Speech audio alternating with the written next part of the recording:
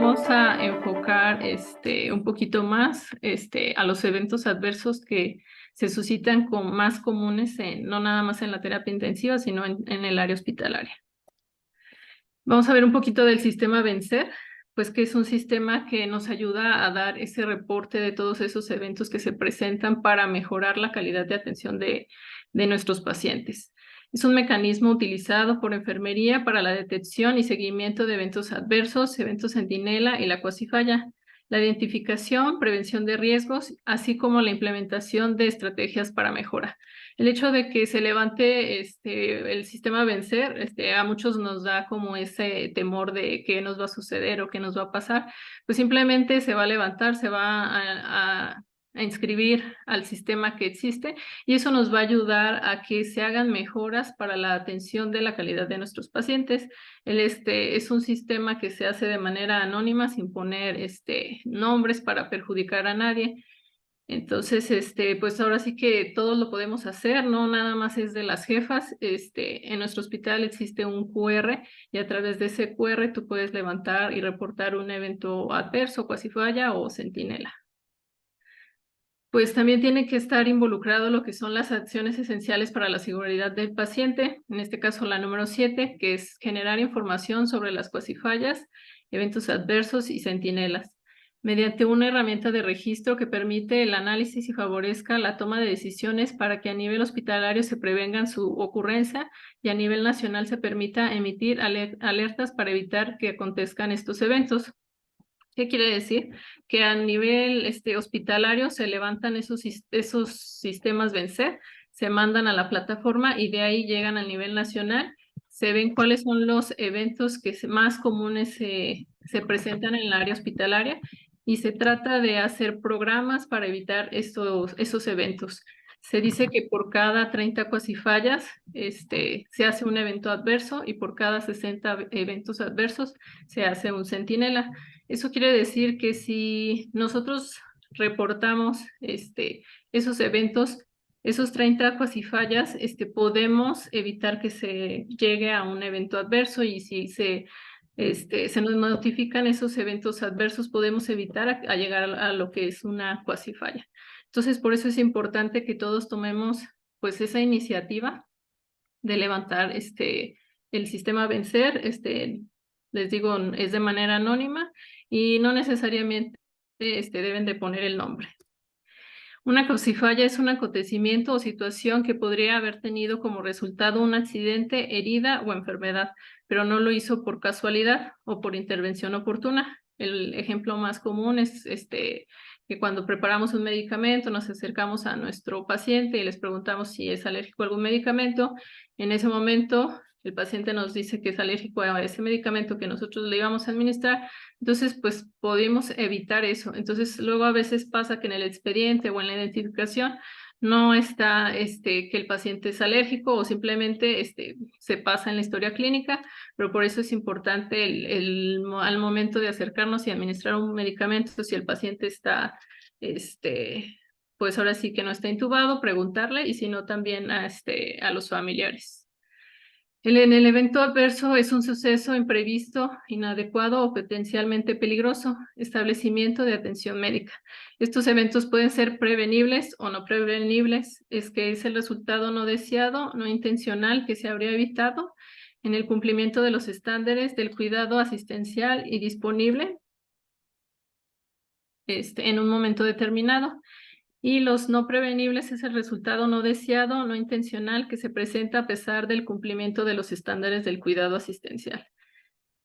Y en el centinela, pues es el suceso imprevisto que implica el fallecimiento o una pérdida permanente grave de una función, ya sea hasta la muerte o la pérdida de algún miembro. Una de los eventos adversos más comunes son las lesiones por presión. Y una lesión es de un área de la piel causada por presión constante durante mucho tiempo. Esta presión disminuye el flujo de la sangre al área afectada, lo que produce daño y destrucción del tejido. Sabemos que existen 4 estadios. En el primero hay un eritema, en el segundo ya hay pérdida de la piel, de la dermis, epidermis. En el tercero ya hay pérdida de músculo y en el estadio 4 ya puede llegar hasta lo que es hueso. Pues ahora vamos a entrar a lo que es la parte legal. En el título 19, donde nos habla de los delitos contra la vida y la integridad corporal, en el capítulo 1 nos habla hay un capítulo específico de lesiones. En el artículo 288 nos dice que bajo el nombre de lesión se comprende no solamente las heridas, escoriaciones, contusiones, fracturas, dislocaciones, quemaduras, sino toda alteración en la salud y cualquier otro daño que deja huella material en el cuerpo humano, si estos efectos son producidos por una causa externa. Esto quiere decir que no necesariamente tiene que ser una lesión, sino es un daño que va en contra de la vida del paciente o de su integridad corporal. Vamos a ver también un poquito de las sanciones que se van a dar en este capítulo, como en el artículo 289, que nos dice que al que infiere una lesión que no ponga en peligro la vida ofendida y tarde en sanar menos de 15 días, se le impondrá de 3 a 8 meses de prisión o de 30 a 50 días de multa o ambas sanciones a juicio del juez. Esto quiere decir que si nuestro paciente presenta una lesión que no le infiere el seguir su vida, nos pueden sancionar de 15 hasta 8 meses de prisión. Esto para saber si es un delito menor o un delito mayor, existe una media aritmética que nos dice que tenemos que sumar la pena mínima con la pena máxima. Y aquí, por ejemplo, en la siguiente párrafo nos dice que si se tardara en sanar más de 15 días, se le impondrá de 4 meses a 2 años de prisión y de 60 a 270 días de multa. Entonces son 2 meses, 4 meses más 2 años serían 2 años, 4 meses. Lo dividimos entre 2, nos va a dar a 1.2. Para que sea un delito mayor, debe de ser una media aritmética mayor a 5 años. Entonces esto viene siendo un delito menor. Y en los delitos menores, se puede pagar fianza y se paga el daño al paciente, y en los delitos mayores no tienen derecho a fianza, sino es prisión. En estos casos, el delito se perseguirá por querella, quiere decir que el paciente o el familiar fue ante un juez, puso su denuncia de manera escrita, salvo en el que contempla el artículo 295, en cuyo caso se perseguirá por oficio, que quiere decir que la persona fue, no necesariamente tuvo que hacerlo de manera escrita, sino también puede ser de manera verbal. Y en el artículo 290 nos dice que se impondrá de 2 a 5 años de prisión y una multa de 100 a 300 pesos al que infiera una lesión que al ofender cicatriz en la cara perpetúa notablemente. De 2 a 5 años son 7, es una media aritmética de 3.5, entonces es un delito menor.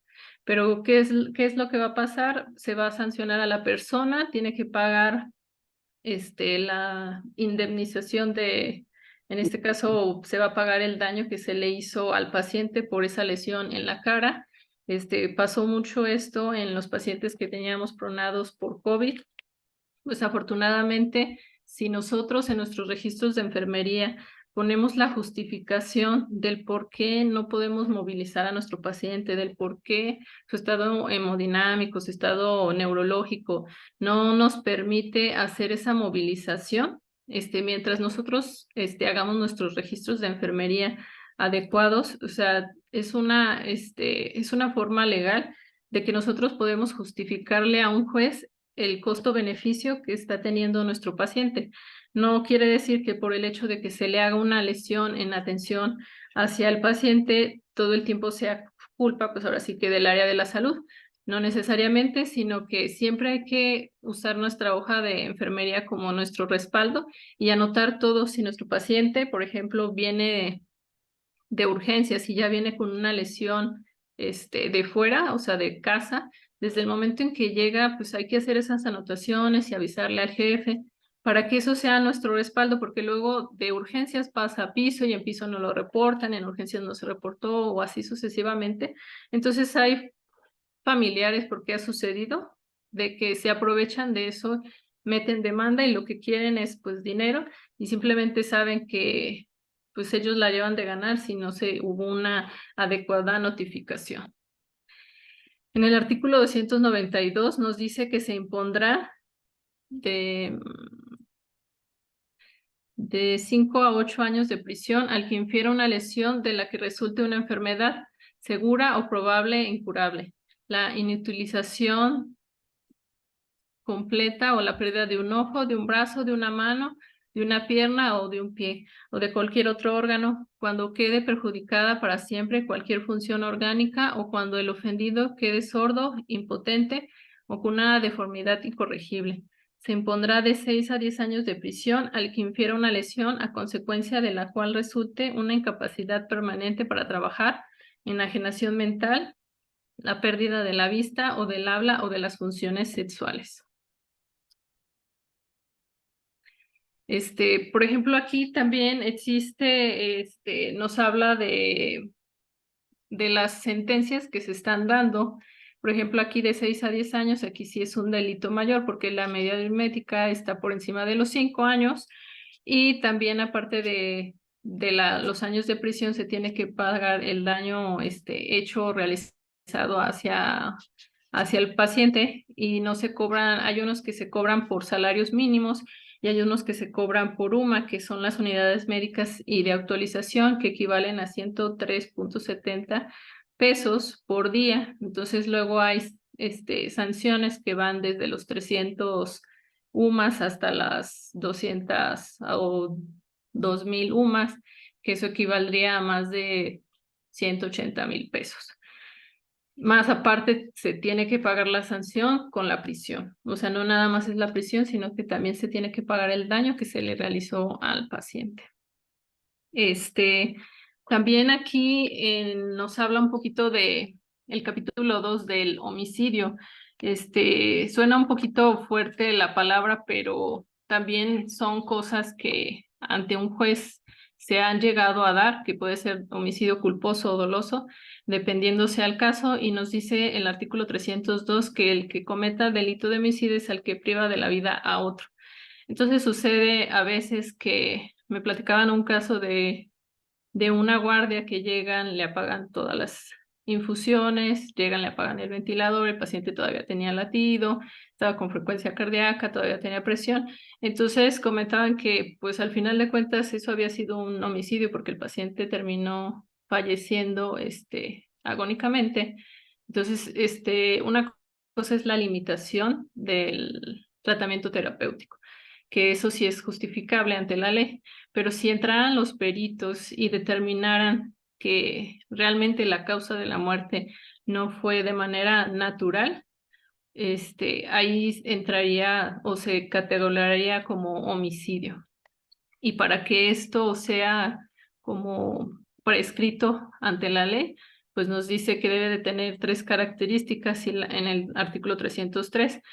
Nos dice que la muerte se deba a las alteraciones causadas por la lesión en el órgano u órganos interesados, alguna de sus consecuencias inmediatas o alguna complicación determinada por la misma lesión y que no pueda combatirse, ya sea por ser incurable, ya no por tenerse al alcance los recursos necesarios. La segunda se deroga.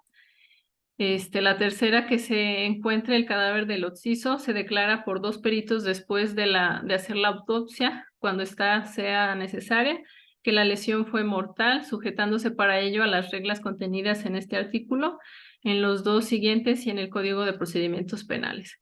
Cuando el cadáver no se encuentre o por otro motivo no se haga la autopsia, bastará que los peritos, en vista de los datos que se obren en la causa, se declaren que la muerte fue resultado de las lesiones inferidas.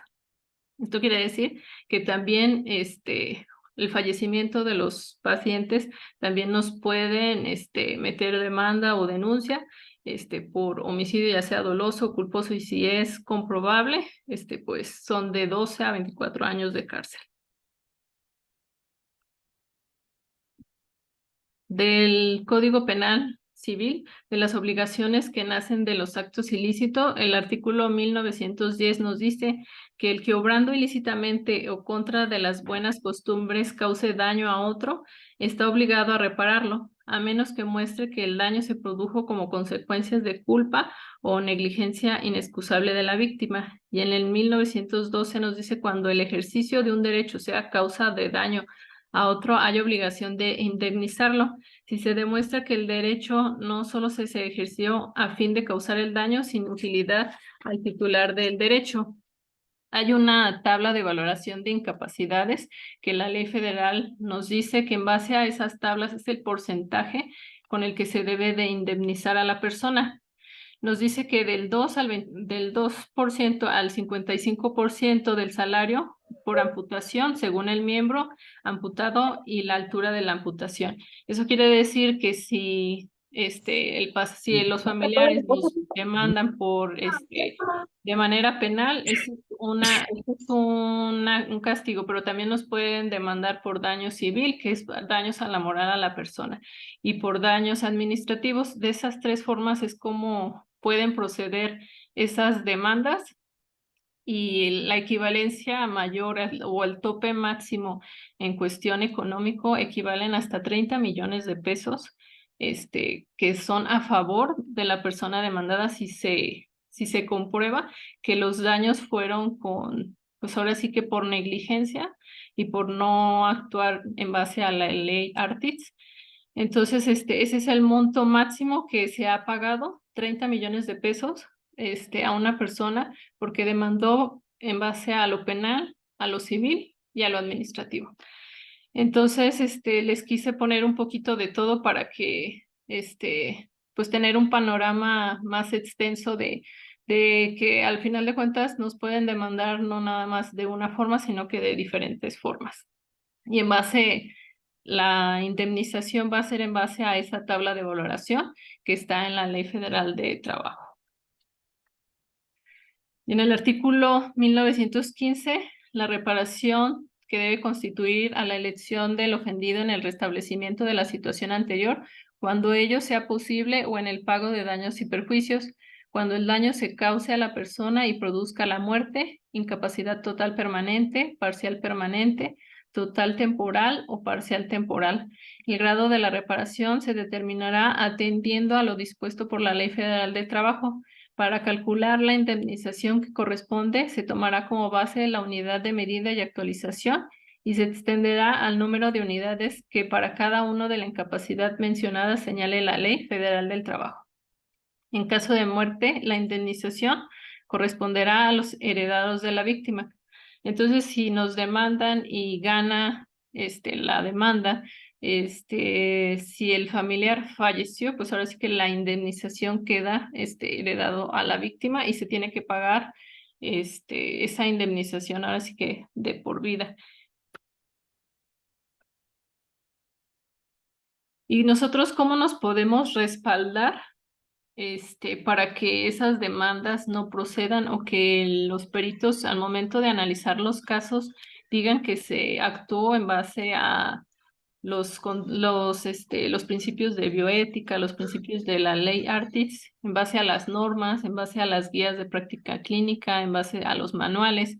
Nos dice que oficialmente deberíamos, enfermería, de tener un consentimiento informado. Desafortunadamente, no nos lo hacen válido institucionalmente, pero la norma nos dice que cualquier persona puede hacer su consentimiento informado y no necesariamente debe de ser en computadora o ya debe de estar establecido. Se puede tomar una hoja en blanco y con unos datos que ahorita les voy a dar, podemos hacer nuestro consentimiento informado. Eso nos va a dar nuestro respaldo de que nuestro actuar está avalado y que los familiares están conscientes de que los procedimientos que les estamos realizando son claros, precisos, y de preferencia no utilizar palabras que los familiares no entiendan. Y en la carta de consentimiento informado, en el 4.2, son documentos escritos, signados por el paciente o su representante legal o familiar más cercano en vínculo, mediante los cuales se acepta por un procedimiento médico o quirúrgico con fines diagnósticos, terapéuticos, rehabilitatorios, paliativos o de investigación, una vez que se ha recibido información de los riesgos y beneficios esperados para el paciente. Y los datos que debe de tener nuestro consentimiento informado son el nombre de la institución a la que pertenezca el establecimiento, nombre, razón o denominación social del establecimiento, título del documento, lugar y fecha en que se emite, acto autorizado, señalamiento de los riesgos y beneficios esperados del acto médico autorizado. También la norma 04 no debería decir médico, es algo de las cosas que en una próxima revisión, si se puede, enfermería puede participar y se puede modificar en vez de que diga médico, que diga área de la salud, porque también trabajo social, nutrición, enfermería son otras áreas que también necesitan su consentimiento informado. La autorización al personal de salud para la atención de contingencias y urgencias derivados del acto autorizado, atendiendo al principio de libertad prescrita, nombre completo y firma del paciente, si su estado de salud lo permite. En caso de que su estado de salud no le permita firmar y emitir su consentimiento, deberá asentarse el nombre completo y la firma del familiar más cercano en vínculo que se encuentre presente del autor o del representante legal. Nombre completo y firma del médico que proporciona la información y recabe el consentimiento para el acto específico que fue otorgado. En su caso, se asentarán los datos del médico tratante, y en este caso sería del enfermero tratante, y el nombre y firma de 2 testigos. Legalmente está reconocido ante un juez que si una persona hace su consentimiento informado de manera manual, lo anexa al expediente y en un caso médico legal es aceptado, siempre y cuando esté basado en la norma 04, y eso nos va a ayudar a que es una forma de respaldarnos de que nosotros estamos actuando, pues ahora sí que de la mejor manera. Error de la prescripción. Este es otro de los casos que también se presentan muy comúnmente, que es la preparación de medicamento, tipo, dosis o vía de administración, soluciones no transcritas en las indicaciones médicas. A veces cometemos el error de que andamos ahí adivinando qué fue el medicamento que le puso el médico, y pues lo más ideal es ir directamente y preguntarle pues qué fue lo que hizo, qué fue lo que prescribió. Y al final de cuentas, para evitar esa mala comunicación, pero también pues es responsabilidad de todos el escribir con letra legible para evitar esas confusiones. También la Ley General de Salud reconoce a la enfermería, a los licenciados en enfermería para poder prescribir. Entonces, en el artículo 28 bis, los profesionales que podrán prescribir medicamentos son médicos, médicos homeópatas, cirujanos dentistas, médicos veterinarios en el área de su competencia y los licenciados en enfermería, quienes podrán prescribir aquellos medicamentos del Compendio Nacional de Insumos para la Salud que determina la Secretaría de Salud. Eso quiere decir que no necesitamos para ciertos medicamentos que el médico llegue y prescriba, sino que también ya los licenciados en enfermería pueden prescribir. Nada más es cuestión de irnos habituando a hacer esa prescripción y basarnos siempre en el Compendio Nacional de Insumos. Ahí vienen todos los medicamentos que los licenciados en enfermería pueden prescribir, y pues ahora sí que los que son especialistas, con título y cédula de, por ejemplo, un ejemplo es de cuidados intensivos, están legalmente a la par del médico que es intensivista. Entonces, aquí nos habla de que en muchas de las ocasiones las personas creemos que nos van a juzgar en una demanda en base a nuestra categoría, pero no es así, es en base a los estudios que tengamos. Si, por ejemplo, un auxiliar de enfermería es licenciado en enfermerías, no se le va a juzgar como auxiliar de enfermería, se le va a juzgar como licenciado en enfermería porque tiene las competencias y las habilidades para su actuar. Entonces, la persona que tiene una especialidad, tiene título y cédula, está a la misma par que un médico y tiene la obligación de que si en algún tratamiento ella o él no ve que es lo más viable, está la objeción de conciencia que nos dice que nosotros nos podemos negar a hacer ciertas actividades para que en beneficio ahora sí quede nuestro paciente. Pues tener una cultura de seguridad en los medicamentos, pues es un compromiso para todos, estar capacitados, involucrarnos, identificar riesgos para poder evitar lo que son pues los errores por la medicación. También todo va relacionado a las acciones esenciales de la seguridad del paciente, pues es la identificación del paciente, los medicamentos de alto riesgo, los procedimientos adecuados. Entonces, todo va relacionado a una cultura de seguridad para evitar todos esos eventos adversos que luego se llegan a presentar. También otro de las, como de los eventos que se pueden llegar a presentar, pues son las lesiones por las sujeciones, que para un juez reconocido, ya no deberíamos de poner sujeción gentil, sino debe de ser contención mecánica.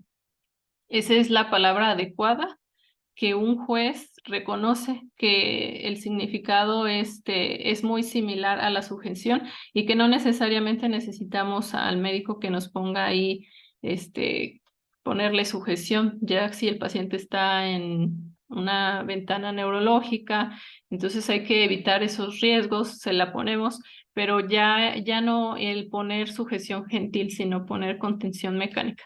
Al final les voy a enseñar un consentimiento informado para que más o menos se den una idea de cómo pueden hacerlo ustedes y pues ahora sí que empezarlo a pues hacer esa cultura de empezar a meter nosotros nuestro consentimiento informado independientemente de que las instituciones no lo reconozcan, pero sí en un caso médico legal, ahí está nuestro consentimiento informado, aunque no sea reconocido legalmente para nuestra institución, pero para una demanda sí es reconocido. Otra de las cosas pues son las quemaduras por radiación producidas por la exposición prolongada a los rayos solares ultravioletas o a otros tipos de radiaciones como son la fototerapia. Si nosotros al momento de tener a un bebé en fototerapia no le cubrimos los ojos, no le estamos haciendo esos cambios posturales y producimos una quemadura que viene siendo también, abarca el capítulo 10 en el artículo 288 del Código Penal. Esa lesión, nos pueden aplicar ese artículo ya que involucra lo que son las quemaduras y las lesiones y estamos atentando en contra de la vida o la integridad corporal de nuestro paciente. Y también algo que es muy importante es ver la ley reglamentaria del artículo 5º constitucional, que es relativo al ejercicio de las profesiones de la Ciudad de México. En el artículo 34 existen 5 circunstancias que son en las que se basan los peritos para ver si nuestro actuar fue en base a la ley Artis, a los aspectos bioéticos, que nos dice que cuando hubiera inconformidad por parte del cliente respecto a al servicio realizado, el asunto se resolverá mediante juicios de perito, ya en el terreno judicial, ya en privado, si así le conviene en las partes, los peritos deberán tomar en consideración para emitir su dictamen las circunstancias siguientes. Si el profesionista procede dentro de los principios científicos y técnica aplicable al caso y gerentemente aceptados dentro de la profesión de que se trate. Si él mismo dispuso de los instrumentos, materiales y recursos de otra orden que debieron emplearse atendiendo las circunstancias del caso y del medio en el que se presentó el servicio. Aquí también el hecho de que no haya insumos, si nosotros no hacemos nuestro reporte de que no tenemos los insumos necesarios para dar esa atención de calidad hacia a nuestros pacientes, si no hacemos ese reporte, entonces ahí ya los peritos pondrían una tacha de que no se actuó en base a los recursos e instrumentos que se necesiten, no tanto porque uno no quiera, sino porque no existen esos insumos, pero también nosotros no tomamos la iniciativa de reportarles a nuestros jefes que no contamos con pulsioxímetros, baumanómetros o que no hay ese medicamento. Se hace ese corte de si tiene antibiótico y ya no existe ese antibiótico y no se hace ese cambio, pues también ahí podemos generar algún evento adverso. Y en el tercero nos dice si en el curso del trabajo se tomaran todas las medidas indicadas para obtener un buen éxito. Si se dedicó el tiempo necesario para desempeñar correctamente el servicio convenido, por ejemplo, aquí entra el capital humano, luego a veces la sobrecarga de trabajo es una enfermera general con un auxiliar para 14 pacientes y entre esos 14 pacientes están 3, 4 pacientes intubados, una traqueostomía, tienen quimioterapias, están pasando paquetes globular. Entonces, por la sobrecarga de trabajo no se dedicó el tiempo necesario para desempeñar correctamente el servicio convenido. Entonces, aquí, ¿qué es lo que pasa? Que pues necesitamos que no nada más una persona alce la voz para que los indicadores de enfermería cambien, porque está el indicador de enfermera-paciente, que ya no debería de ser así, sino debería de ser en base al grado de complejidad de la patología del paciente. Eso es lo más adecuado para evitar los eventos adversos, para dar una mejor calidad de atención a nuestros pacientes, pero necesitaríamos involucrarnos todos, o sea, de manera de diferentes instituciones, empezar a hacer esos cambios, ya que esos indicadores fueron hechos hace muchos años y no se han actualizado. Yo creo que hace falta esa actualización de indicador enfermera-paciente para que si tienes 3 pacientes ventilados y son en total 14, pues que te manden una persona extra para que puedan hacer compartido ese trabajo y con el auxiliar. Veíamos también nosotros que la norma 019 nos dice, en base a las actividades que nos corresponden, en base a nuestro, pues ahora sí que nuestra contratación, también hay que leer la norma 019, que es algo que nos avala a nosotros como personal de enfermería, de cómo le podemos hacer para que, pues ahora sí que esto empiece a cambiar. Y el quinto, nos dice que cualquier otra circunstancia que en el caso especial pudiera haber influido en la deficiencia o fracaso del servicio prestado, el procedimiento a que se refiere este artículo se mantiene en secreto y solo podrá hacerse pública la resolución cuando sea contraria al profesionista. El artículo 34 nos dice que estos 5 aspectos es lo que valora un perito y ya en base a eso hace su hoja del saber, del deber ser con el saber ser, y eso va relacionando la manera en cómo actuó y ya de esa forma determina si la persona actuó en base a la ley Artins, y si no, pues se determina o se da el fallo, ahora sí que al paciente o al enfermero que fue demandado. Y el artículo 35 nos dice que el laudo arbitral o la resolución judicial en su caso fueran adversos al profesionista, no tendrá derecho a cobrar honorarios y deberá además indemnizar al cliente por los daños y prejuicios que sufriera. Y en caso contrario, el cliente pagará los honorarios correspondientes, los gastos del juicio o procedimiento convencional y los daños que en su prestigio profesional hubiere causado al profesionista. En estos últimos serán valuados en la propia sentencia un laudo arbitral. ¿Qué quiere decir? Que si se comprueba que no se actuó en base a la ley Artis, entonces nosotros tenemos que pagar esa indemnización y pues no tenemos derecho a los honorarios, y también pues nos van a quitar nuestro título y cédula, nos lo van a cancelar y pues ya nos van a retirar pues ahora sí que del servicio. Y en el caso contrario de que haya sido a favor de nosotros, pues el cliente tiene que pagar los honorarios correspondientes al juicio y aparte los daños del prestigio profesional de la persona y del profesionista. Como les comentaba, nos pueden demandar de manera penal, civil y administrativa. Entonces, pero lo que sí pasa es que si la persona ya nos demandó por una cosa, no puede volver a meter la demanda por la misma cosa, tiene que ser por otra. Entonces, si ya le dan el fallo, ahora sí que muchos lo que hacen es demandar por ahora por la vía civil, por daños y prejuicios de la moral, pero si ya falló el penal, pues entonces el civil o el administrativo, pues también va a ser en fallo. Las fallas de dispositivos biomédicos. Cada año se reportan millones de accidentes en hospitales por fallas eléctricas en equipos médicos. Una falla eléctrica en un equipo médico es aquello que impide o dificulta el uso pleno del equipo.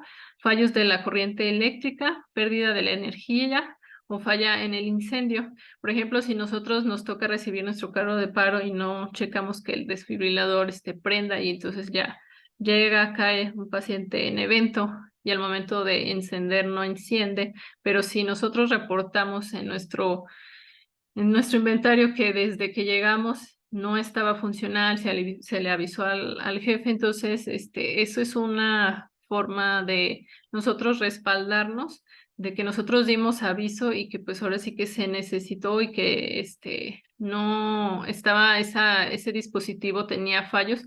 Entonces pues es una manera de justificar pues ahora sí que estaba fallando y que no es, pues que es algo inherente a nosotros, que no necesariamente es por culpa de una acción de la salud.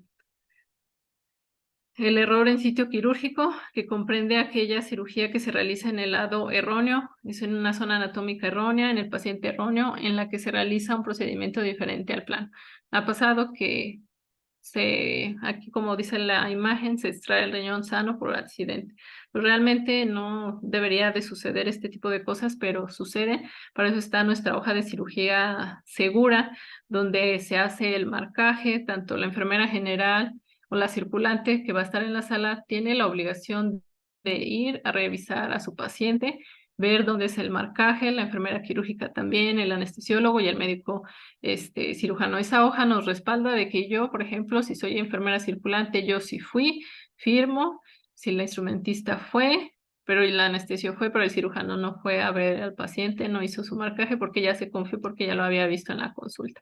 No, todos estamos obligados a realizar esa hoja de cirugía segura y no esperarnos a que mi obligación es yo firmar como personal, en dado caso de que fuera enfermera circulante, esa es mi obligación, pero no es mi obligación el estar persiguiendo al médico para que me firme mi hojita, porque ya es una obligación de cada uno de nosotros y cada quien sabe, pues ahora sí que las obligaciones que tiene. Y si yo, cumplo con lo que me corresponde, pues ahora sí que si los demás no cumplen, pues ya habrá, pues ahora sí que el, pues el daño hacia la persona que no cumple con pues con lo que está normado. La OMS nos dice que un evento adverso es una lesión relacionada con la asistencia sanitaria más que complicaciones de la enfermedad del paciente, que incluye todos los aspectos de la atención, diagnóstico, tratamiento y los sistemas equipamientos utilizados. Los eventos graves, pues la muerte o la pérdida de la función, el evento leve, fiebre prolongada de estancia hospitalaria. La OMS dice que los eventos adversos es la 10ª causa de muertes a nivel mundial. Esto quiere decir que los eventos adversos tienen un gran impacto en los hospitales, ya que se pueden causar, pues llegar al centinela, ya sea la muerte o la pérdida de la función, y pues hacen las estancias prolongadas. Y no necesariamente quiere decir que enfermería sea el culpable de todo esto, sino es ahora sí que el capital humano, los insumos, la capacitación, que el personal a veces no tiene el adiestramiento, las habilidades para estar en esas áreas. Entonces son muchos factores que pueden desencadenar ahora sí que los eventos adversos. ¿Cómo abordar los eventos adversos desde la gestión? Pues establecer un enfoque consistente, pues herramientas, protocolos para potencializar el conocimiento sobre la seguridad del paciente, identificar los problemas, aprender mediante los sistemas y registros de carácter obligatorio, que ya sabemos que el sistema Vencer es uno de los sistemas que se utilizan para notificar los eventos adversos, formular estándares de mejora del gobierno, de organizaciones y profesiones. Aquí en los estándares deberían de tomar en cuenta a las personas que hacen las normas, pues más que nada las normas. Yo considero que debería de ser personal operativo el que diga realmente si esta norma es funcional o no es funcional, porque luego a veces se hacen las normas y no tienen nada que ver con el área operativa, porque luego a veces son personas que nada más han estado en el área administrativa. Yo creo que se debe hacer un consenso con el área operativa para ver cuáles son las necesidades realmente que está necesitando el personal y que esas normas se adecúen a la mayoría del área operativa. Implementar prácticas seguras, pues detección precoz, y esto va a evitar pues que se susciten esos eventos adversos. En los eventos adversos prevenibles, pues se cometen durante la identificación del paciente, el diagnóstico o la prescripción del medicamento, así como las caídas, transfusiones de sangre sin analizar, riesgos producidos durante procedimientos quirúrgicos, infecciones asociadas a la atención de la salud y lesiones por presión. Estos pueden ser prevenibles y como les comentaba, las acciones esenciales para la seguridad del paciente, pues ahora sí que son nuestro par de aguas para que todos estos eventos adversos puedan ser prevenibles. Si nosotros identificamos bien a nuestro paciente, los medicamentos, la comunicación efectiva, el riesgo de caídas, también algo de las que es muy común, bueno, que no es común en enfermería, pero que sí el médico va por los paquetes globulares y no se fija en el número de seguridad social o en el o en el nombre del paciente y quieren que así les pasen las transfusiones. No, pues para eso existe nuestra hoja, para eso existe esa doble verificación.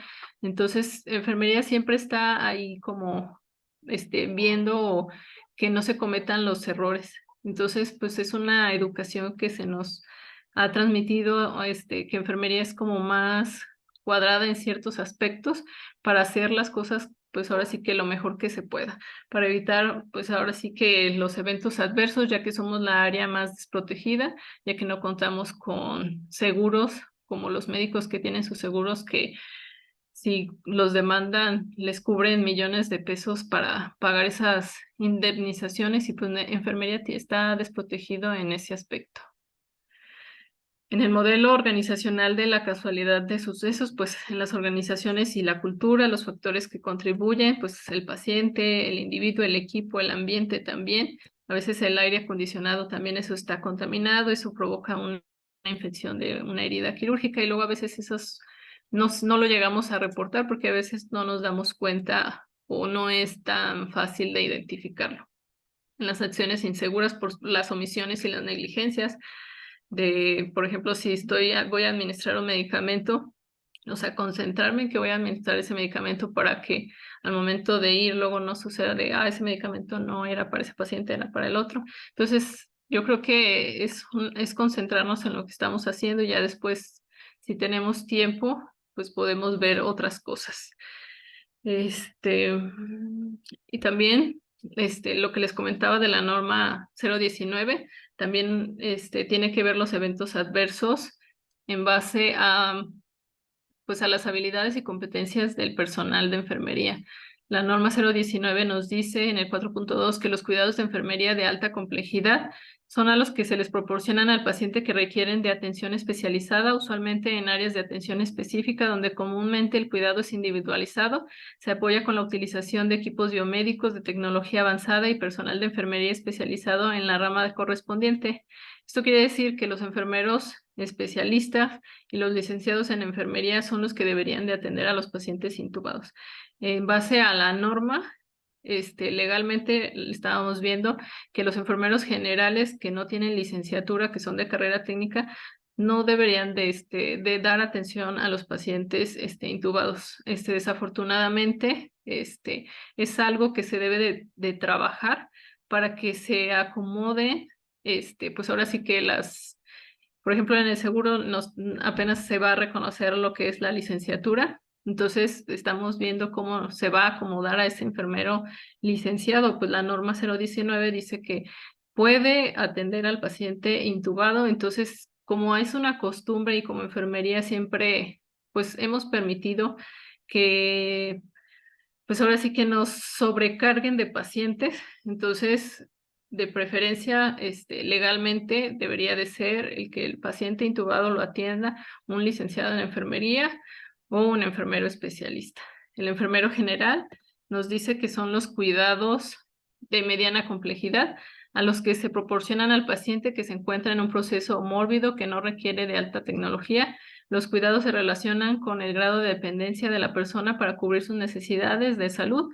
El personal de enfermería requiere contar con conocimientos, habilidades, destrezas para la atención integral del paciente, familia o comunidad. También aquí veíamos que al personal cuando lo mandan a nivelar a la terapia intensiva se le debe de pagar el mismo salario para que cuando legalmente en un caso médico legal tenga el justificante de que primero debe de tener las habilidades y aptitudes, el conocimiento y un papel que lo respalde que estudió eso, aunque todavía aún no esté en esa categoría. De esa manera, él puede respaldarse que si llega a presentarse un evento adverso o llegar a un centinela, él tiene una forma de comprobar que él estaba capacitado, pero pues llegó a suceder. Y los cuidados de enfermería de baja complejidad pues vienen siendo para los auxiliares de enfermería a los que se proporcionan al paciente que se encuentra en estado de alerta y hemodinámicamente estable con mínimo riesgo vital o en recuperación de un proceso mórbido. El cuidado se enfoca a satisfacer las necesidades básicas de salud y de la vida cotidiana. Vamos a hablar también un poquito de insumos, que también es una de las cosas que por eso también se producen los eventos adversos. La Ley Federal de Trabajadores al Servicio del Estado, en el reglamentario del apartado B del artículo 123 constitucional, en el artículo 43 nos dice que son obligaciones de los titulares que se refieren al artículo primero de la ley, proporcionar a los trabajadores los útiles, instrumentos y materiales necesarios para ejecutar el trabajo convenido. Esto quiere decir que si yo no tengo los insumos necesarios, yo no tengo manómetro, yo no tengo pulsioxímetro, yo no tengo medicamentos, yo no tengo insumos de buena calidad, eso va a mermar la atención de calidad hacia nuestro paciente. Y también, pues ahora sí que enfermería siempre se las ingenia para sacar el trabajo y pues yo creo que ya es momento de que todos que no queramos ser todólogas, que nos enfoquemos a lo que, pues ahora sí que lo que nos compete y pues ahora sí que exigir un poquito más a nuestras autoridades y pues ahora sí que a nuestros jefes, subjefes, que son los que encargados de proporcionarnos nuestros útiles, nuestros instrumentos y nuestros materiales, y que luego a veces la persona que está encargada en insumos es una persona que ni siquiera es del área de la salud y que pues contrata, hace licitaciones de insumos que realmente son de muy mala calidad. Entonces, hacer nuestros reportes de que esos insumos no sirven. Y pues yo creo que a todos nos tocó en el COVID trabajar o comprar nuestros propios insumos para evitar enfermarnos, pero la realidad debería de ser que nuestro patrón sea quien nos proporcione esos insumos necesarios. Y en las condiciones generales de trabajo, en el artículo 45 dice que son obligaciones y facultades del titular dotar a los trabajadores de útiles, instrumentos y materiales necesarios para el desempeño de su trabajo, así como de equipo y de uniformes para el personal operativo, de acuerdo con la disponibilidad presupuestal, la periodicidad que se requiere y con las reglas que al respecto expiada la Secretaría, tomando en cuenta la opinión del sindicato respecto al diseño, calidad, textura de las prendas, cantidad y periodicidad de la entrega de los uniformes y de la ropa de trabajo. También en las condiciones generales de trabajo nos dice pues que son obligaciones de nuestro patrón darnos los instrumentos y los materiales necesarios para el desempeño de nuestro trabajo. Entonces, si yo no tengo los insumos necesarios, yo creo que ya debemos de empezar a realizar nuestros escritos. Les estoy pasando pues ciertos artículos en los cuales ustedes pueden empezarse a basar para hacer sus escritos y ustedes tener un respaldo, pasárselos a sus jefes y con eso, con el que ustedes tengan el respaldo de que ustedes están avisando que no tienen los insumos o no tienen el capital humano para realizar esas actividades que por las cuales se nos están contratando. Yo creo que ese va a ser nuestro respaldo para que en un caso médico legal ustedes tengan el justificante del por qué se llegó a un evento adverso o un centinela, si tiene que ver con nuestros instrumentos y nuestros materiales que no nos proporciona. Y la norma, pues 241 de la práctica de fabricación para el establecimiento dedicados a la fabricación de dispositivos médicos. Al recibir cualquier insumo, producto a granel, semiprocesado, terminado, se debe verificar que los recipientes se encuentren debidamente identificados, cerrados, que no se presenten deterioro o daños de cualquier tipo que puedan afectar las características de calidad del material que contienen y que concuerden con lo establecido con la especificidad correspondiente. Se debe de contar con un certificado de análisis o de conformidad según aplique del proveedor por cada lote a partida recibida. Eso es conforme a la norma. Todo equipo que sea para la producción, empaque, condicionamiento y almacenamiento de un dispositivo médico debe estar diseñado y cumplir con las características de calidad necesarias y estar localizado de manera que permita su instalación, operación, limpieza, mantenimiento y calificación. Esto quiere decir que la persona que está en insumos o la persona que hace esas licitaciones debe de estar involucrada en el área de la salud, pero desafortunadamente las personas que están encargadas de esas áreas son personas ajenas que no saben realmente la calidad que debe de tener los productos que utilizamos nosotros, porque luego a veces la ley dice que no podemos dar de dar dos punciones hacia un paciente. Si das tú la primera y no le das, tienes que ir por el más experto, porque también ahí estás provocando una lesión. Entonces, si el punzo es de mala calidad, pues obviamente vamos a estar multipuncionando porque ya fugó, porque ya se trozó. Entonces, los eventos adversos también vienen relacionados a los insumos, al capital humano y pues al desconocimiento que tenemos con respecto pues a la ley. Y pues la finalidad de esto pues es brindar una atención de calidad oportuna para evitar una responsabilidad tanto penal, civil y administrativa. Es por lo que en ese momento se solicita de manera urgente los insumos, deslindándose de este momento pues de una mala praxis. Entonces, con los artículos que les puse, nosotros hemos llegado a hacer nuestros escritos y de esa manera nosotros nos respaldamos de por qué no se le da esa atención de calidad a nuestros pacientes y en varias de las ocasiones hemos tenido buena respuesta y se nos ha proporcionado los insumos necesarios con respecto pues a la atención para no evitar, pues ahora sí que para dar la mejor calidad de atención al paciente. Entonces sí se puede, pero es cuestión de empezar, de crear ese hábito, de empezar a hacer escritos y pues que va a ser nuestra base para evitar una demanda penal, civil y administrativa. Y pues hay que velar por el personal directivo. Dice, pues algunas de las cosas que tenemos que hacer pues es velar por el personal directivo que se comprometa con el aumento de la seguridad y crear una filosofía de trabajo que priorice, que pues ahora sí que nuestros patrones, como dice la ley, que creen esa conciencia de que si necesitamos ciertos insumos nos los tienen que proporcionar, no es si quieren, sino que es una obligación de ellos el proporcionarnos esos insumos, el capital humano, para que nosotros podamos realizar, pues ahora sí que nuestras actividades con calidad y evitar pues todos los eventos adversos que se pudieran proporcionar, pues se pudieran desencadenar de eso, pues ahora sí de esa mala calidad que nos están dando. Potenciar la seguridad en el lugar del trabajo y la inocuidad de los procesos clínicos y quirúrgicos, mejorar las aptitudes de los trabajadores de salud, potencializar esa comunicación, el trabajo en equipo, pues también actualizarnos, así como lo están haciendo ustedes que toman esas capacitaciones pues para mejorar y para dar una mejor de atención hacia los pacientes. Tener en cuenta las opiniones de los trabajadores a la hora de formular políticas, realizar estudios y toma de decisiones, que ahora sí que el área operativa es quien sabe realmente de lo que carece y de lo que realmente necesita para dar una atención de calidad hacia el paciente.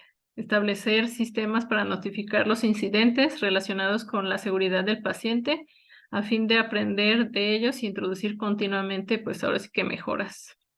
Entonces son algunas de las acciones que deberíamos de tomar para evitar que los eventos adversos se lleguen a presentar pues hospitalariamente y si se llegan a presentar pues reportarlos para que se vean cuáles son las mejores estrategias para pues ahora sí que evitar que se sigan presentando esos eventos adversos. Y pues muchas gracias. Ahorita les voy a mostrar el consentimiento informado. Me dijeron en mi trabajo que no es válido oficialmente, pero yo le pregunté al licenciado, que es el que nos da las clases, y nos dijo que para un caso médico legal sí es válido porque cumple con las características que la norma 04 dice. Es el nombre de la institución, la carta de consentimiento debidamente informado para enfermería, que es algo que nos hace falta, tener nuestro propio consentimiento informado, que se expide la presente con fundamento de lo dispuesto, que fueron los numerales que vimos que debe de contener nuestro consentimiento informado, el nombre del paciente, la edad, sexo, el servicio, el número de seguridad social, la fecha, el año y la carta de consentimiento debidamente informado para la práctica de la contención mecánica, que era lo que les decía, que ya no es una sujeción gentil, sino es una contención mecánica. Y la contención mecánica es un procedimiento utilizado para inmovilizar a la persona hospitalizada y de una manera prevenir caídas y lesiones, así como evitar la interrupción de tratamientos. Sin embargo, es de resaltar que se utiliza como último recurso para controlar la situación que ponga en riesgo a la persona, El presente manuscrito se realiza para dirigir la práctica clínica del profesional de enfermería en la contención mecánica del paciente con el objetivo de mantener la seguridad en todo momento. El nombre del paciente, el nombre de la enfermera, está escrito al servicio, la contención mecánica, la fecha, el año, firma del nombre del tutor, la firma y matrícula de la enfermera que está realizando el consentimiento informado y dos testigos que pueden ser compañeros de trabajo. Y no necesariamente debe de ser el consentimiento informado por el médico o uno oficial de nuestra institución. Y en la parte de abajo, pues el fundamento legal de la Carta de Consentimiento Informado y de la contención mecánica, pues que es la norma 04 y todos los numerales que dicen que cumplen con los requisitos para que sea válido ante una demanda legal. Y pues, pues ahora sí que es algo que pues traté de abarcar un poquito de todo para que ustedes tengan un mayor conocimiento y pues ahora sí que nos demos cuenta de que pues tenemos muchas responsabilidades y que entre mayor conocimiento de las leyes tengamos, vamos a poder evitar esas demandas, ya que enfermería, pues es ahora sí que de las áreas más, pues que más descubiertas, porque el área médica pues siempre va a buscar la forma de cómo cubrirse y en el área de enfermería pues siempre está más latente que como nosotras estamos 24/7 con el paciente, estamos más en contacto directo con ellos, pues somos los que más fácil nos van a poder demandar, pero si tenemos nuestro conocimiento y lo aplicamos en nuestras hojas de enfermerías, en los registros, que ahora sí que es pues nuestra defensa, y si lo llegamos a anotar, que es lo más importante, pues yo creo que pues ese es el sustento que nosotros pues debemos de estar más tranquilos para que pues ahora sí que podamos desempeñar nuestro trabajo con mayor facilidad y pues que empecemos a crear esa cultura de hacer escritos para que nos den esos insumos necesarios y ver si se puede cambiar esa mentalidad y de alzar la voz de que esos indicadores de enfermera paciente ya no sean los mismos, sino que haya un cambio porque pues realmente la complejidad de las enfermedades es diferente a la de hace muchos años. Entonces los pacientes ya no llegan igual, llegan más complejos. Entonces debería de ser el indicador en base a la complejidad del paciente. Y pues sería todo de mi parte. No sé si tengan dudas. Muchas gracias, maestra. Pues muy valiosa la información. Sí, a veces es un mar de información y que yo creo que dentro, o no sé si dentro de la propia formación desde el nivel básico, licenciatura, son temas que a lo mejor no volteamos a ver, pero que siempre deberían de estar, o sea, irnos acompañando a la par con la formación práctica clínica, claro, lo legal que vaya a un lado de nosotros. Y bueno, no sé, ahorita en este momento vamos a hacer dos tiempos. Este primer tiempo, si alguien tiene una duda, puede activar su micrófono y hacer la pregunta. Si no la hubiera, ya vi varias preguntas aquí en el chat y damos la lectura. Entonces, si alguien tiene una duda, con toda confianza puede activar el micrófono y hacer la pregunta a la maestra. Yo le pregunté en el chat que, que una demanda, ante derechos humanos, ahí cómo procede. Ante derechos humanos no son como conocidos. Bueno, sí es demanda, pero ahí se hacen, ¿cómo te diré? Se hacen, pues, Recomendación. espérame, es que se me fue la palabra adecuada para decirte.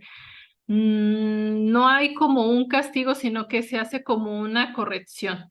Para que una demanda proceda como tal, como les comentaba, es penal, civil y administrativa. Igual si nos demandan ante la CONAMED, en este momento no me acuerdo el artículo que podemos utilizar para no declarar, porque también es nuestro derecho el no declarar. Y si, por ejemplo, nos mandan a la CONAMED a declarar por un caso médico legal, Les digo, no me acuerdo en este momento del artículo, pero hay un artículo específico de la CONAME que omitimos esa parte. Si nosotros sabemos que no actuamos mal, pues con toda la confianza, pues declarar. Nos comentaba el licenciado que nos da clases que a veces en la CONAMED él ha tenido casos de que no declaran la persona y mejor esperan a que demanden y pues al momento de demandar por fuera, pues es costo y lo que ellos no quieren es gastar. Entonces es raro que, bueno, él nos decía que es raro que ante rechazar el no declarar, no, pues hasta ahorita dice que él no ha tenido ningún problema con ningún enfermero de que al momento de no declarar no le hagan una sanción o algo, porque también es tu derecho el guardarte, pues sí, ahora sí que el no declarar. Y ante derechos humanos te hacen este, pues como una observación. Entonces, todos a veces tenemos miedo de que nos demanden por derechos humanos, pero derechos humanos económicamente no interviene, hacen como recomendaciones y ya la institución ve, analiza el caso y si cometiste una falta administrativa, ahí es donde te aplica la falta administrativa. Ay, perdón, voy a abusar de usted. Mire, yo como no tenemos eso que dice usted, consentimiento informado, yo Ajá, uso lo que es mi tiempo fuera, mi hojita de ajá, tiempo tu fuera, hoja, ajá, le doy la información al familiar y siempre hago que él me firme donde diga acepto, cuál es el parentesco, firma y ya vienen los rubros donde dice quién realiza ajá, el procedimiento y quién está observando el procedimiento y ese yo lo manejo así, como tiempo ajá. fuera en las transfusiones y en cualquier tipo de invasión. Ajá, sí, sí, porque lo que pasa es que podemos hacer un consentimiento informado de manera general o específicos. Por ejemplo, en este caso, como es algo que se utiliza mucho en la terapia intensiva, la contención mecánica, pues así, bueno, yo empecé con pero también se puede hacer, como dices tú, uno de manera global o pero siempre, como lo haces tú, el tiempo fuera está bien mientras tú le des la información y el familiar te firme de que está entendiendo toda la información o que le ponga la leyenda de que se me da orientación, es clara, precisa y así. Entonces ya de esa manera, pues el familiar si llega a demandar o algo, pues tú tienes tu hoja de donde dice que tú le diste la información, pero que debe de ser con su puño y letra de él, para que de esa forma tú te respaldes de que tú estás orientando pues ahora sí que al paciente y al familiar. Ah, muchas gracias. Sí. Sí, gracias. ¿Alguien más? Hay que aprovechar a la maestra, ¿alguien más? Y si no, damos lectura a la primera pregunta en el chat. Igual, terminó la pregunta, si alguien quiere levantar la mano, adelante. La pregunta, maestra Alma, aquí en el chat dice, Esmeralda Peralta, la falta de insumos, equipo y material, ¿en qué rubro lo debo describir? ¿En observaciones? ¿O realizo un acta informativa y la entrego a sindicato? Gracias. Se puede realizar un acta informativa, primero, de preferencia, lo que debemos de hacer cuando tenemos falta de capital humano y de insumos, pueden tomar alguno de los artículos que yo les di, hacer su escrito, dirigírselo a su jefe y de esa manera nosotros nos respaldamos y en el rubro de observaciones, ahí podemos hacer la observación de que no se realiza cierta actividad por falta de insumos, se avisa al jefe. Nosotros siempre tenemos que respaldarnos avisándole a nuestro superior. Por ejemplo, acá en el IMSS, si la jefa de piso no hace caso o omisión al escrito que yo le estoy pasando, entonces ahora sí que la falta administrativa no recae a mí porque yo avisé, recaería en la jefa porque la jefa no está reportando que me hace falta insumos, pero si la jefa hace un escrito dirigido a una subjefa, ya no caería la falta administrativa a la jefa, sino a la subjefa. Entonces es como una cadenita. Si yo actúo, pero la otra persona no actúa, entonces pues ahora sí que esa responsabilidad ya no recae en nosotros, sino en la persona porque al final de cuentas, como dice la ley, nuestros patrones son los que están obligados a dotarnos de los insumos necesarios, igual del capital humano, porque luego a veces no se cubren las incidencias, no se cubren las vacaciones y se trabaja, pues ahora sí que a destajo, que no debería de ser. Ujú. Y siempre el copia de recibido o firmada de Copia, recibido. exactamente, con copia Ujú, de recibido. ujú. Ok. Hay otra pregunta. Goray Pro pregunta, si algún compañero hizo negligencia, se avisó a autoridades correspondientes y ninguna hizo absolutamente nada, ¿qué más se puede hacer? Pues el familiar tendría que meter ahora sí que la denuncia y si tiene la forma de cómo confirmar que se cometió esa negligencia, pues ahora sí que con esas bases él puede meter ya sea la demanda penal, civil, o ambas, y ya dependiendo, pues ahora sí que los peritos van a analizar si se cometió alguna negligencia, y si es así, que normalmente en la mayoría de los casos, como comentaba, gana casi siempre el paciente o el familiar la demanda, porque no estamos acostumbrados a hacer nuestras justificaciones para nosotros respaldarnos. Entonces los peritos buscan cualquier cosa que no hayas escrito y de ahí se agarran para que la demanda proceda. Esmeralda Peralta nos pregunta, ¿podría repetir el término correcto para sujeción gentil? ¿Es contención mecánica? Así Gracias. es, contención mecánica. Contención mecánica. Ok. Sí, veíamos que prácticamente es como el mismo significado, pero para un juez, una sujeción gentil, pues ya sabemos que no tiene nada de gentil, ¿verdad? Entonces, Ujú. lo más adecuado o la palabra correcta que él acepta un juez es la contención mecánica. También nos pregunta, maestra, su opinión acerca de esta situación. La jefa de servicio ha asignado nuestras actividades al personal, nuevas actividades al personal operativo de UCI, las cuales implican desplazarse a su oficina, realizar productividad en Excel, en su computadora, recibir psicotrópicos y dejar a los pacientes por un tiempo razonable.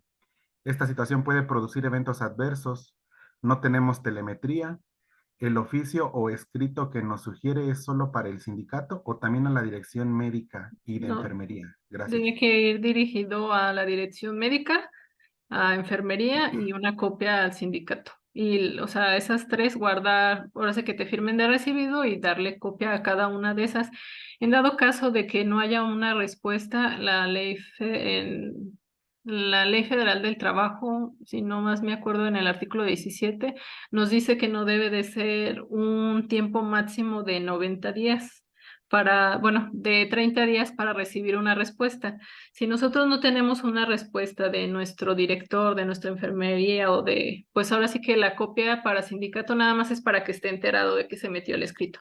Si nosotros no tenemos una respuesta de ellos, nosotros ahora a qué instancia vamos a acudir al órgano interno de control. Si el órgano interno de control de la institución no nos hace caso, existe el órgano interno el órgano interno de control que es externo a la institución, y ahí puedes poner tu denuncia anónima, o ya sea que si quieres poner tu nombre, también viene un rubro en el órgano interno de control para poner tu denuncia si tú quieres que les den ese seguimiento.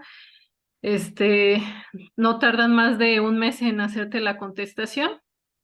Igual, la misma, si tú hiciste tu escrito y en una semana no te dan una contestación, ya la ley dice que te lo dan como una negativa del personal, que quiere decir, pues que no te van a responder o que no les pareció lo que el escrito, y si no hay esa respuesta oportuna, pues se puede denunciar al órgano interno de control. Leo la siguiente, que es también de Clau. Dice, cuando tenemos exceso de pacientes y no envían apoyo argumentando la falta de personal y sindicato no ha hecho nada, tampoco, ¿cómo podríamos ampararnos? Pues solamente con escritos, la verdad, o sea, es escritos. Algo que se estaba viendo, pues es que levantas la primera, o sea, das aviso a tu sindicato. Sindicato tiene que hacer, una se levanta como el hecho y aparte nosotros tenemos que hacer nuestro escrito dirigido a la directora y de esa forma nos amparamos y poner en nuestra hoja de enfermería que se trabaja bajo sobrecargo de pacientes y pues se realiza solamente las actividades esenciales. Porque de esa forma nosotros vamos a empezar a presionar a los jefes porque vas a empezar a dejar de hacer muchas de las actividades para que pues ahora sí que pues nos manden personal, porque al final de cuentas, enfermería siempre saca el trabajo como puede y están acostumbrados a que enfermería siempre saca el trabajo. Entonces tenemos que empezar a crear esa cultura de no, o sea, esto es lo que me corresponde, no debo de hacer más de lo que me corresponde porque puedo caer en una mala praxis. Entonces, si caigo en una mala praxis, es más probable que cometa un evento adverso, que cometa un error y que me vayan a demandar. Entonces, tratar de hacer lo que nos compete y no trabajar pues sobre pacientes, o sea, no, o sea, que así empezar a modificar, como comentaba, o sea, hay una enfermera del IMSS que fue a la Cámara de Diputados, la invitaron, el 12 de mayo y ella decía lo mismo de que, o sea, ella ya alzó la voz. No han hecho nada los de la Cámara de Diputados, pero yo creo que necesitamos más enfermeros, empezar a alzar la voz para que esas modificaciones se hagan pues lo más pronto posible. Bueno, este es el que yo hice. Igual se lo paso a Sami para que Ujú. se los pase ya si gustan se los pueden pasar para que tengan más o menos una idea de cómo se puede hacer un consentimiento informado. Era el nombre de la institución, los numerales que corresponden a los requisitos para un consentimiento informado, el nombre del paciente, la edad, sexo, servicio, número de seguridad social de Guanajuato, la fecha, aquí podemos hacerlo de manera global, práctica de información de cierto procedimiento, de aspiración de secreciones, contención mecánica o dependiendo del procedimiento que más se realice en ese servicio, también puede ser. Lo que significa pues ahora sí que la contención mecánica, el nombre del paciente, de la enfermería, el servicio, el nombre del familiar, el nombre de la enfermera que está haciendo el consentimiento informado y 2 testigos. Y en la parte de abajo es el fundamento legal, que viene siendo todos los numerales y lo que significa cada uno de los numerales. Ok. Sí, maestra, si nos lo comparte, Sí. se lo agradeceremos mucho. Nos preguntan también que si podría repetir el documento donde podemos verificar la aplicación de medicamentos. Ah, la Ley General de Salud, artículo 28 bis. Ahí viene, donde pueden verificar los medicamentos es Los medicamentos. el Compendio Nacional de Salud, Compendio Nacional de Insumos. Déjame ver, es Compendio Nacional de Insumos Compendio Nacional de Insumos de Salud. Es en el artículo 28 bis, ahí viene así el nombre específico. Hola, ¿qué tal, compañeros? ¿Qué tal, Mario? Maestra, ¿cómo está? Hola. Buenas tardes. Buenas tardes. ¿Sí me escuchan bien? Sí, ¿verdad? Sí, sí, adelante, Paco. Ok, yo tengo una pregunta, maestra. Digamos, en caso de que no exista, digamos, insumos para recibir un paciente, ¿es válido la negativa por parte del personal a recibir al paciente? Eso es, digamos, una pregunta que a mí me surge basado en lo que estuvo comentando durante la sesión, Ajá. de que debemos de tener los insumos. Entonces, ahí sí quisiéramos, bueno, Ah, en mi parte tener como claro eso, qué se puede hacer o qué no se puede hacer. sí. Esa es una pregunta, tengo otra, pues, pero Ajá. si me ayuda con esa. Sí, mira, nunca nos debemos de negar, o sea, a hacer un procedimiento o a realizar algo. O sea, esa palabra no debe de existir en nuestro vocabulario. O sea, el negarme no, o sea, lo recibo, pero voy a hacer mi escrito de que lo estoy recibiendo a pesar de que no hay insumos y que no cuento con los insumos necesarios. Entonces ahí en ese momento yo tengo que hacer en mi hoja de enfermería que se recibe el paciente, se avisa al jefe que no se cuentan con los insumos para recibir al paciente y en ese momento puedo agarrar una hoja en blanco, hacer mi escrito manual. Entonces, y de ahí que me lo firme la jefa de enterado de que yo estoy aceptando recibirlo sin los insumos. Eso es lo que deberíamos de hacer. Es una forma de respaldarnos nosotros, porque luego a veces obviamente no vamos a estar cargando los escritos en la mochila, pero está validado que en una hoja en blanco o a puño y letra, nosotros nos respaldemos de esa forma. O sea, pero eso siempre, nunca decir que me niego, o sea, eso no. Que se Ok, maestra. recibe el paciente a pesar de que no se cuenta con los insumos necesarios. Ok, maestra. Y otra pregunta, digamos, nosotros tendríamos que documentarlo en nuestra hoja de registros clínicos o como bien Ajá. usted dice, en una hoja. ¿Es válido también esa hoja anexarla al expediente clínico o documentarlo ahí en el expediente clínico o ahí Sí. qué, digamos, qué opinión tendría? No, sí es válido. O sea, institucionalmente para la institución no va a ser válido, pero ante un juez sí es válido. Entonces, como comentaba, el consentimiento informado de enfermería no existe. Debería de existir, pero igual en una hoja en blanco lo anexamos al expediente y institucionalmente no va a ser válido, pero legalmente sí es válido. Entonces también, por ejemplo, luego a veces está la justificante de que no hay espacio para escribir nuestro reporte de enfermería como debería de ser. Una hoja en blanco se anexa al expediente y es válido. Ponemos nota de enfermería. Así como los médicos hacen sus notas médicas, nosotros podemos poner notas de enfermería y se anexan al expediente. Muy bien. Bueno, muchísimas gracias, maestra. Sí, de Gracias. nada. Gracias.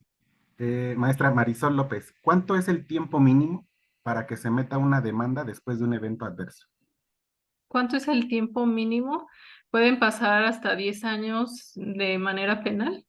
En lo penal son hasta 10 años, porque a veces sucede que te demandan y ya no te acuerdas ni del paciente o piden el expediente y 10 años todavía puede proceder una demanda penal.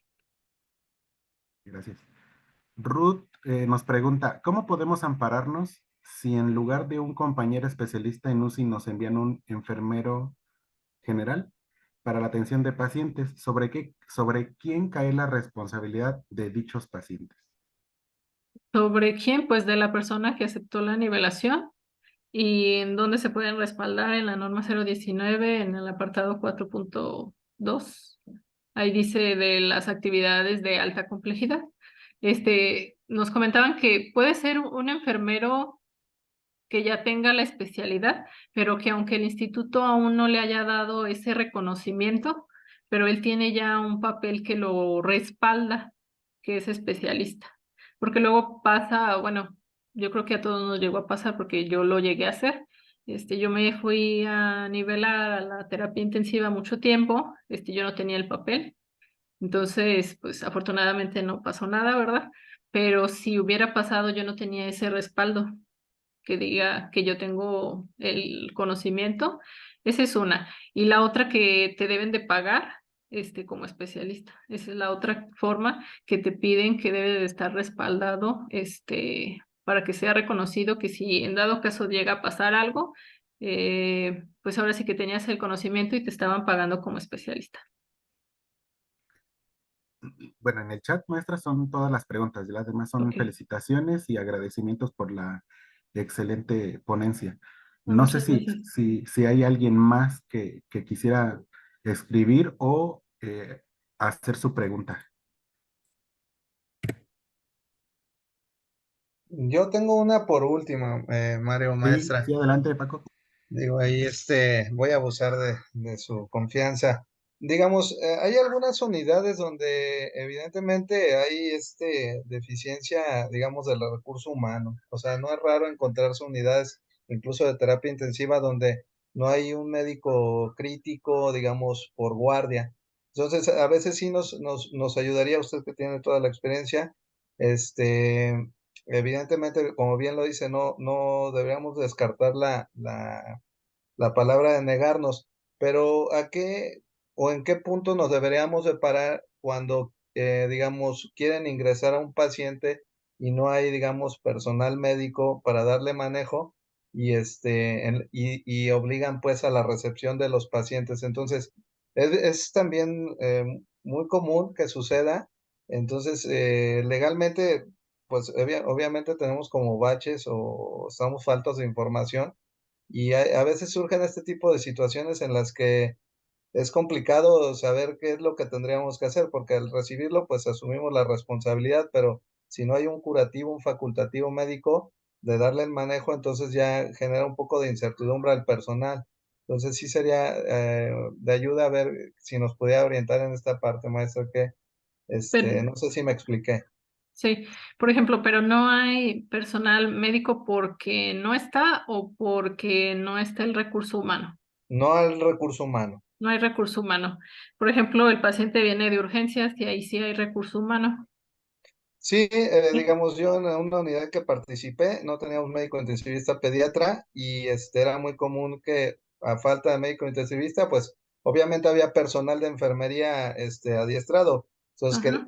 se suscitaban los casos de querer ingresar al paciente, entonces generaba mucha incertidumbre al personal recibirlo o no recibirlo, cuando por parte, digamos, de las direcciones no había como una solución. Entonces decíamos, bueno, se recibe, pero ¿quién le va a dar el manejo? ¿Sí me explicó? Ujú. Sí, mira, ahí lo que se puede hacer, mira, si el paciente está en urgencias y hay médico, pues se va a tener que quedar el paciente ahí hasta que haya un médico que lo reciba.